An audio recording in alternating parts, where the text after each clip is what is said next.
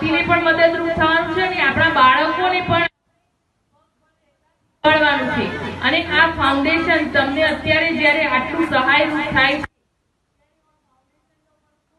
આભાર માનું છું। આ ફાઉન્ડેશન દ્વારા આટલી બધી સંખ્યામાં જ્યારે મહિલાઓ ઉપસ્થિત, મહિલાઓને આયોજિત આટલા મોટા કાર્યક્રમો થકી તમને પગભર રહે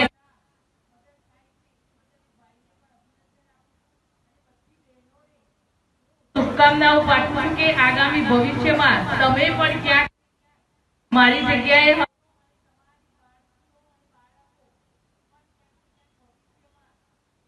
રાજ્યમાં દેશમાં પણ આગળ વધે અને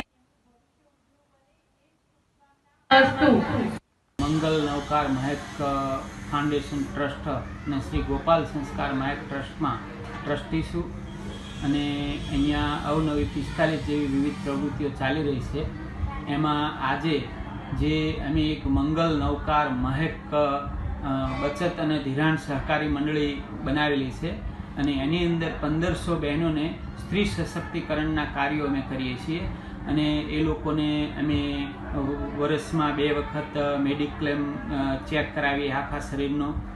પછી બીજા નંબરમાં એ લોકોને અનાજ, દાખલા તરીકે ઘઉં, ચોખા, તેલ 12 માસ એમને જેટલું જોઈએ એટલું ભરાઈ આપીએ છીએ અને એ પણ હપ્તેથી અને એ પણ બજાર કરતાં પણ ઘણો સસ્તા ભાવથી। એટલે આવી રીતે બહેનોના સશક્તિકરણ કાર્ય માટે આ મંડળીનું આયોજન કરવામાં આવ્યું છે અને આજે એ બહેનો જે નિરાધાર છે, જેને વસ્તુમાં જરૂરિયાત છે, જેને ખૂબ અત્યારે આ ઠંડીના પડી રહી છે, તો એ ઠંડીના રક્ષણ માટે આ બહેનોને અમે આજે 1000 ધાબળાનું વિતરણ કરીએ છીએ અને બીજા નંબરમાં આમ તો અમે 1500 થી 2000 ધાબળાનું નળકાંઠા વિસ્તારમાં એમાં કરવાના છીએ, પણ આજે 1000 ધાબળાનું વિતરણ કર્યું છે અને એની માટે અમારે આ બધા મહાનુભાવો આવ્યા છે અને એ મહાનુભાવોના હસ્તક આ અર્પણ કરાયું બધી બહેનોને અને એ ઠંડીના રક્ષણ માટે ખૂબ એમને જરૂરી છે અને ખાસ ઠંડીના રક્ષણ થાય અને એમની એક જરૂરિયાત સંતોષાય એ માટે અમે આનું આયોજન કરેલું છે। આમ તો તરસ્યાને પાણી અને ભૂખ્યાને અન્ન એ ગુજરાતની સંસ્કૃતિ રહી છે અને એ સેવામાં આપ પણ ભેખધારી છો।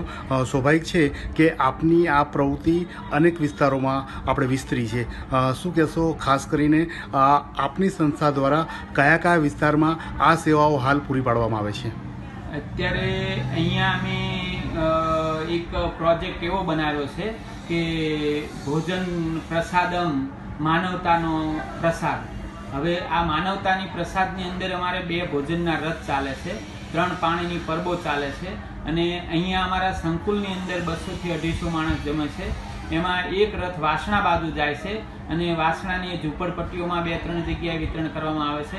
એક રથ સરખેજ બાજુ જાય છે, એ સરખેજ પણ 300 થી 250 થી 300 માણસનું ભોજન લઈને જાય છે। આમ આખા દિવસમાં અને સાંજે 150 બાળકો અહીંયા જે ભણવા આવે છે, જેને આપણે લખતા વાંચતા નથી આવડતું એવા બાળકોને લખતા, વાંચતા ને ગણતા શીખવાડીએ છીએ અને એમને વિવિધ પ્રવૃત્તિઓમાં આપણે દાખલા તરીકે ડ્રોઈંગ ક્લાસ, ડાન્સ ક્લાસ, સંગીત ક્લાસ, યોગા, પછી સ્વરક્ષણ માટે આ બધી તાલીમો એ લોકોને આપતા હોઈએ છીએ અમે અને એ લોકો અહીંયા ભણવા આવે છે। એ 150 બાળકોને દરરોજ અમે સંપૂર્ણ ભોજન પેટ ભરીને ધરાય એટલું ખાવાનું, એવી રીતે આખા દિવસના 1000 ઉપરાંત લોકોને અમે અત્યારે ભોજન આપી રહ્યા છીએ અને ખૂબ સરસ રીતે લોકોનો એ સેવાનો અમને આનંદ છે કે અમે વધુમાં વધુ આગળ આવી રીતે પ્રગતિ કરતા રહીએ છીએ। 100 માણસથી શરૂ કરેલું અત્યારે 1000 માણસે અમે પહોંચ્યા છીએ।